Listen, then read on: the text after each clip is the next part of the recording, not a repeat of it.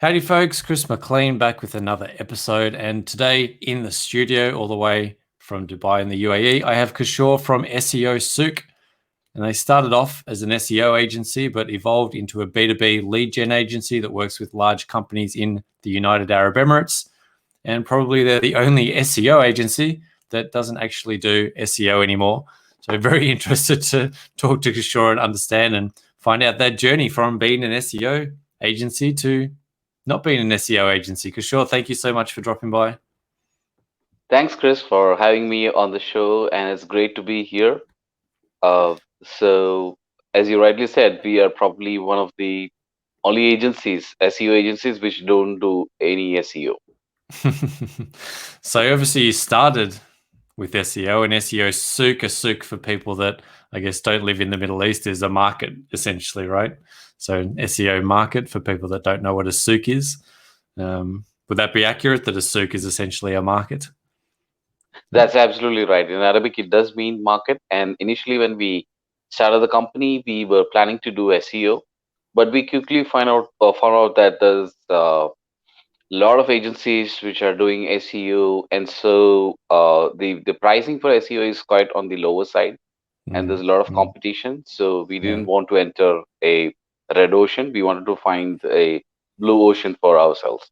So that was the decision behind moving away from SEO.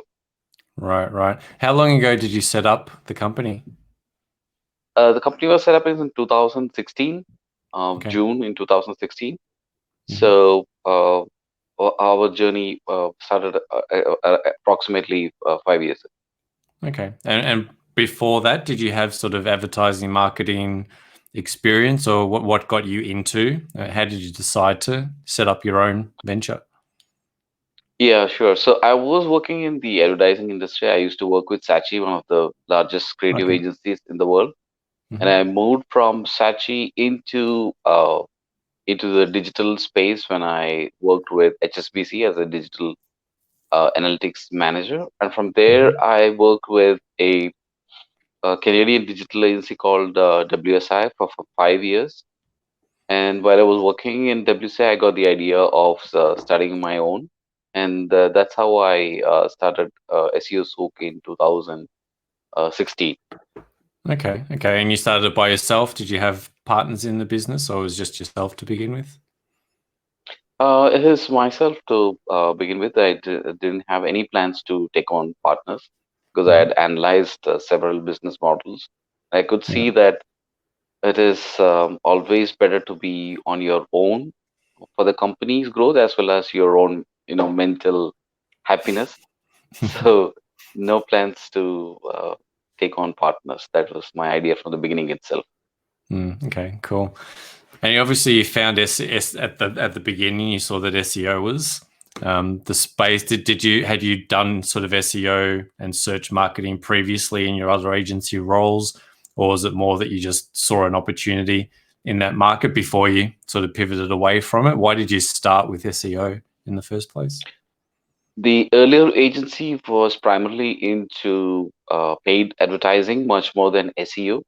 But the reason I was fascinated with SEO was it didn't come with a lot of trouble with clients. So the earlier agency always used to run into issues with KPIs when you're running paid campaigns. And so I was trying to get away from that, but I quickly realized that it's SEO is not what it looks like from the outside, and I need to get away from SEO as fast as possible. Yeah, right. And so you made that transition and you moved more into the lead gen space for B2B. So what did you move to, sort of Facebook or LinkedIn advertising or Google? So what did you pivot to in terms of platform and delivery to do that lead gen side of things? Yes, it happened quite accidentally. I was very active on LinkedIn, and I'm very active on LinkedIn now too. So I used to make daily posts, and my posts are read by approximately 5 to 10,000 people on a daily basis. So that kind of gave me a lot of leverage on LinkedIn. And a couple of clients reached out to me and asked me if I was interested in writing about them on LinkedIn, and if it could lead to inquiries for them, they would be very happy to have me on board. So that was the trigger Yeah. when we moved into B2B lead generation. Okay. And LinkedIn is really the platform that you're doing that on? Yes, LinkedIn is the best platform to get organic leads. If you Mm, have clout on that platform, as you know, you need to have a lot of reach on LinkedIn to get a response mm, from prospects. But at the same time, if you try to run ads on LinkedIn, it could be pretty expensive because right. the per click cost is between $3 to $5 per click, Wow. which means Wow. for 1,000 clicks, you could end up paying $5,000 to LinkedIn. Wow. Wow. Has, wow. So what does that number look like if I wanted to, you talked about having enough reach to kind of get that scale. Is that in terms of just your connections, your first level connections? What sort of number are you sort of looking at in terms of getting that, say, 1,000 eyes, 1,000 eyes on a piece of content? What sort of network size are you running to get that kind of leverage? I think you would require at least 10,000 Right. connections, first level connections to get some kind of reach. But Wow. more Okay. importantly, it's what you write that makes a lot of difference. Mm, mm, So the trick to making LinkedIn work in favor for you is to write something which will stop the reader in their tracks and take notice of what you have written and make them think about what you have written. So that may seem a little easy to start out with, but actually making the user do that is pretty tough because a lot of people are scrolling around on Facebook, Instagram, and even LinkedIn. So to mm, make them mm, stop and make them read and make them think and make them take an action, like taking note of your mobile phone and calling you back, is extremely complex. But once you master that, there are a lot of companies out there which are happy to pay quite well for those kind of leads. mm, mm. So what sort of techniques and tactics are you finding are best for that scroll stopping? Is it images? Is it video? Is it just a really great headline? Is there anything in particular that you see working really well to stop that scroll and then get people into? Obviously, the content itself has to resonate really well and have a right message and all that kind of stuff. But that's sort of that first thing of stopping the scroll. What do you find works really well for that? That's a great question, and I've experimented with a lot of formats. So what I've seen is that the text post with a poll inside that text post seems Mm, to be getting the highest number of reach, and right. it's followed by the carousel post, which has got images, and then it comes to an image, a post with an image, and last Mm-hmm. a post with a video. So the video Oh, seems to wow. be the one which is getting the lowest reach, but each Mm, of these posts has interesting. got its own strength. And if you can exploit the possibilities of each of these posts, you could actually be quite successful on LinkedIn. I Mm, prefer the mm, text posts because that seems to be making people think and taking an action. So right. when I make a post, I'm expecting people to not only stop the scroll and read, but I'm also expecting them to either message me or set up in a business meeting or giving me a call back. So that is Mm, my expectation from a post. yeah. Mm, mm. And is that visibility? Is that a LinkedIn kind of algorithm thing that they're giving preference to text and polls over video? Because I have heard that before from another guest on the show that said that LinkedIn really isn't prioritizing or pushing video as much as some of the other platforms. So it's interesting that you mentioned that again, that they're really deprioritizing video over things like polls and just straight text content. Yeah, it looks like they are prioritizing text, Mm, and I think it could uh, be because LinkedIn is being consumed a lot in offices, wherein people are in mute mode and probably not able to right. listen to videos. So that could Mm, be one of the reasons. At the same time, from our perspective, as we don't have control over their algorithm, we are just trying to take advantage of what is available and trying to make yeah. the best out of that. So that Mm, has been mm, my thinking, and it has worked quite well for us. Yeah, it's really interesting that. So heard that a couple of times now, but really interesting that they're so with text being very prominent, obviously copywriting, right, starts to become really, really important, if not critical, is writing engaging copy to actually, so you've got the attention, now you've actually got to essentially sell them with your words. So is copywriting something that you've sort of something that you prioritize in what you when you work with your clients is writing engaging copy? That's right. Yeah. Since I had a copywriting background, it was quite easy for me. But it's something which Okay. anyone can really master. And it's more of storytelling than copywriting, Mm, which actually mm, makes an impact. Now, it right. becomes a little bit more effective when you can use your story almost like a parable, and you can hide your real intention inside the story without the consumer Mm, really being aware of what's happening to them. So they are engaged in the interesting. story, and you have slipped in your marketing message through your story, and it has entered their realms of thinking even before they have realized that they have been marketed to. So that Mm, is a kind of strategy which works well because people are always interested in reading stories. And when yeah. each story has got something hidden behind it, almost like a Trojan horse entering their brains, and they don't realize that you are being marketed to because it's being put forward as a nice little innocent story. So that's how I look at Nice. content marketing on LinkedIn. Yeah, yeah, I love that approach. Sort of using that parable, analogies and parable and story, and so give us an example of that. Could you give us an example of what that looks like? Is that a Are you using personal stories from your life, or are you kind of just making up like a parable from the Bible type thing? That's as you say, a story, a sales message, a mechanic built into more of like a biblical parable, or something like the richest man in Babylon, right? This sort of writing, which is there's lots of lessons in there, but it's in that sort of parable format. How are you writing these? Is it your personal experience and a personal story? Are you going more into sort of fantasy and fiction? For me, it has always been easier to look at my own personal experiences or the experiences that I've heard from friends and Mm, converting all of those into actionable stories on LinkedIn. So I yeah. wouldn't sit down and imagine a story and then try to connect the marketing message because it doesn't work with my kind of thinking. So Yeah. I always try to find some kind of life experiences which I've had or I've heard from some of my friends, and then I try to make a quick connection with what I'm trying to sell.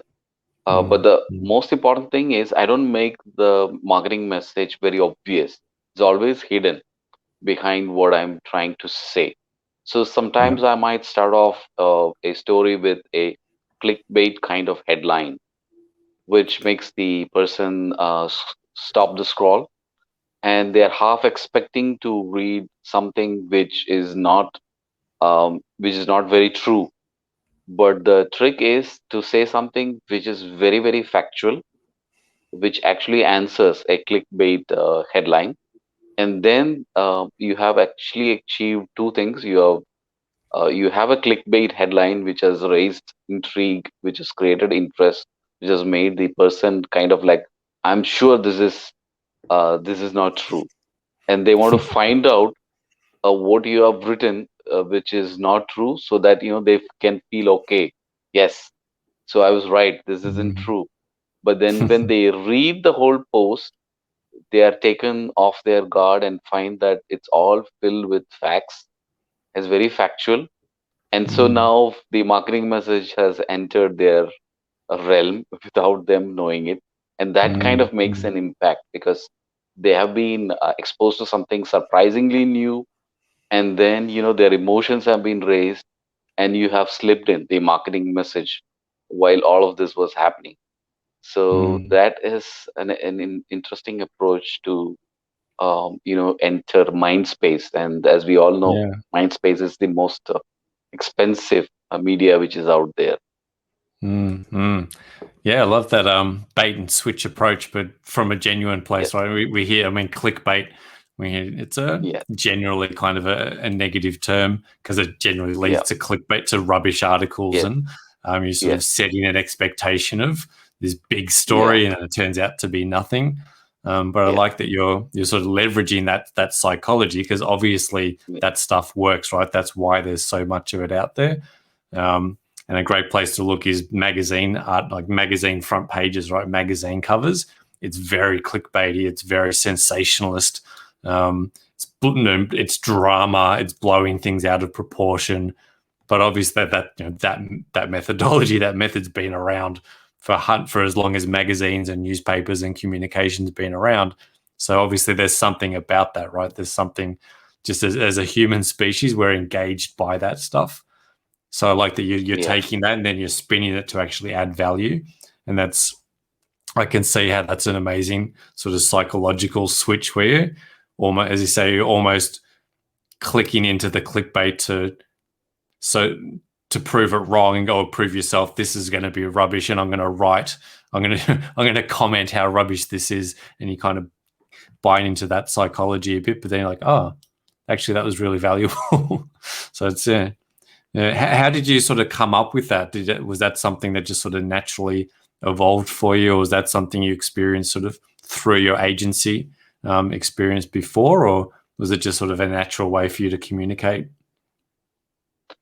It actually happened by accident. While I was in my earlier Right. agency, even before SEO Souq, I wrote one article on LinkedIn, and at that point of time, not many people had the option to write on LinkedIn because it was not open to everyone. So LinkedIn Right. had, Oh, for the some articles. reason, yeah. So LinkedIn had, for some reason, given me that opportunity, and I wrote an article about a film star in India. And within half an hour, a person called me from a JLTA, and he wanted to have a meeting with me the next day. So I went for the meeting just to see how the LinkedIn article had impacted him.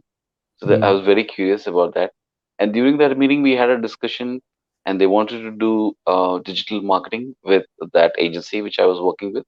And mhm, he handed me a contract. So on the way back, I was thinking to myself that just by writing an article on LinkedIn, I was able to get a contract, and I had run no ads.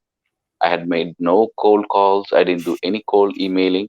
So this mm, seems to be a very powerful strategy. And after starting SEO Souq and after finding out that SEO really is not a good place to be in, so I remembered that strategy, and then I reverted back to LinkedIn to start using something which had worked for me in the past. So that was the okay. trigger actually to Mm, creating content. And I realized creating content was helping me in two ways. One, it was attracting clients for myself. And secondly, it was also helping me to increase my reach on a daily basis, which meant when clients approached me, I was able to give them kind of KPI driven packages, which is right. quite useful when people are spending a lot of money on B2B campaigns. So it was Mm, helping me mm. in both ways. Yeah, wow. Yeah, really interesting. You sort of stumbled across that method. So you talked about writing articles. Is that what you're doing? So you're publishing articles rather than just publishing posts. So in LinkedIn, you kind of have those two options, right? You have a post which is limited to 5,000 characters or something, I think, and then you've got articles, which is like a blog post essentially, right? Which is sort of infinite. Are you actually writing articles and putting and the headline in that is clickbaity, and that's what you're publishing? Is that sort of how that's working, or is it post, or is it both? Initially, when I started off, I was doing articles, and that was in 2016.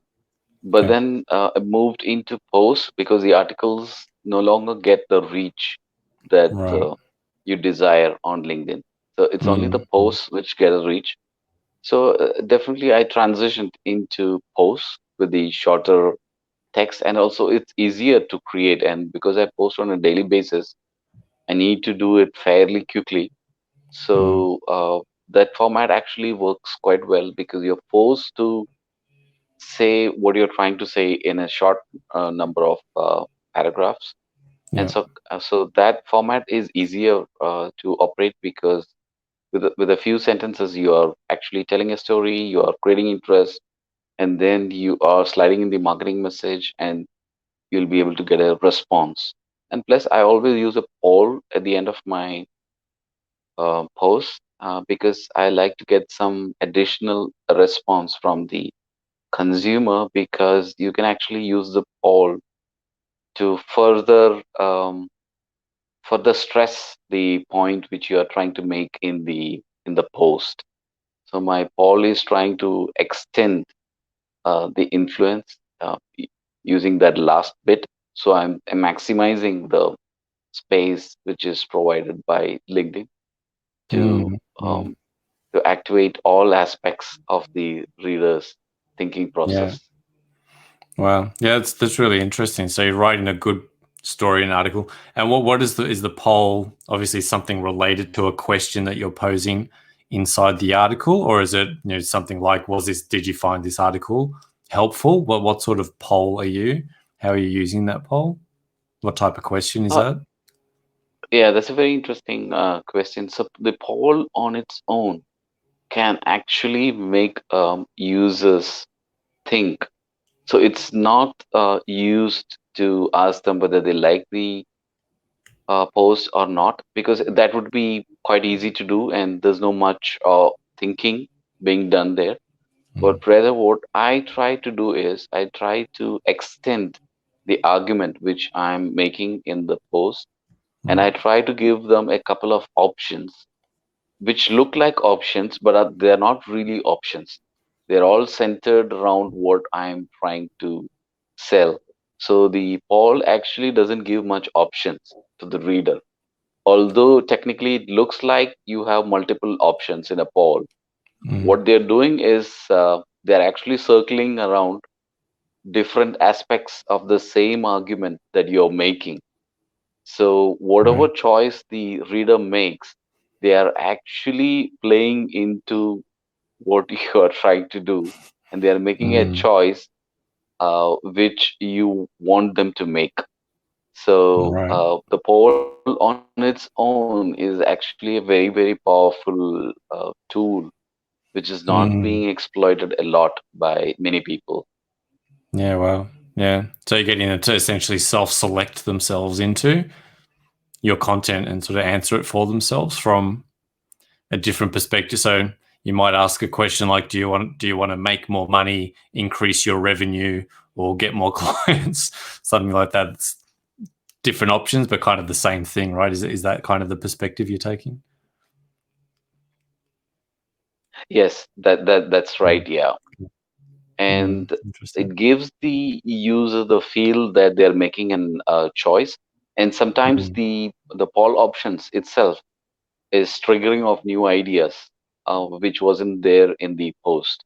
So it's taking them right. further down the track that you want them to move. And that kind of poll on a daily basis kind of makes your content distinguishable. So many people tell me that when they read my posts on a daily basis, they kind of know that it's my post without even looking at who has written that post, because that Right. signature kind of style stands out.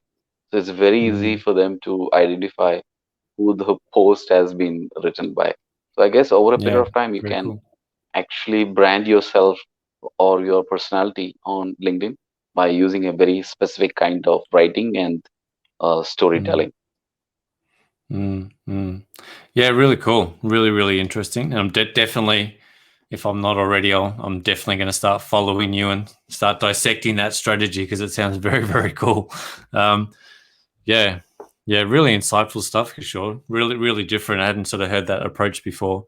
I think it's really valuable for people that are looking to sort of move into that B2B market and engage in that power of LinkedIn, because it's a really, really powerful platform for direct connection, getting business done in that B2B space. So if people do want to connect with you sort of over on LinkedIn or find out more about you in other places, where are the best spots for them to come and connect with you? Obviously, LinkedIn's going to be one of those spots.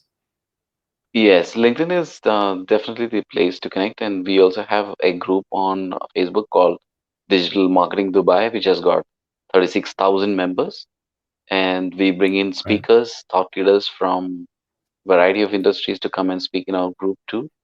So, or they could visit our website, which is seosouq.com. So, would be happy to have a conversation with interesting people, and it's been great speaking to you. No, pleasure. Been really, really insightful. Love to find out new strategies and new insights about how people are engaging out in the social world. And this was really unique. So I appreciate you dropping by. Really appreciate you getting up super early on a weekend as well for yourself over in Dubai. You can No, you go and get your day started or get back into bed, whatever is the plan for your relaxing Friday over there. thank you. Thank you very much. Pleasure. I'm sure everyone tuning in got some great value out of that. I know I did. So I will drop all of the links to Kishore in there. Go hunt him down, follow him over on LinkedIn, and see if you can understand his strategy and make it work for you. I certainly know if you're going to follow me over on LinkedIn, you might see some poll posts coming up in the coming weeks. Certainly sounds like something to try out. So yeah, let's go flood LinkedIn with polls. But awesome stuff, Kishore. Thank you so much for spending the time here. Thank you. Thanks everyone for tuning in, and we'll catch you on the next episode. Thanks.